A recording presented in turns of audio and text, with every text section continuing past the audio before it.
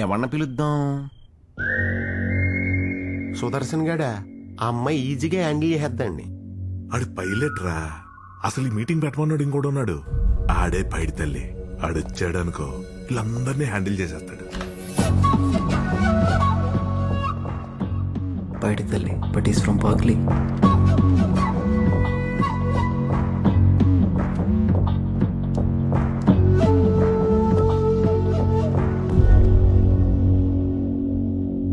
ఈ డీల్ వద్దని రామచంద్ర గారు ముందే చెప్పారంట కదా.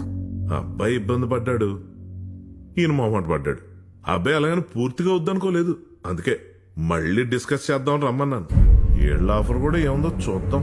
అయినా ఎన్ని వద్దని ఆయన్ని వద్దని ఇలా అందరినీ వద్దనుకుంటే అంటే ఎవడొచ్చినా నో చెప్పని పంపించారా?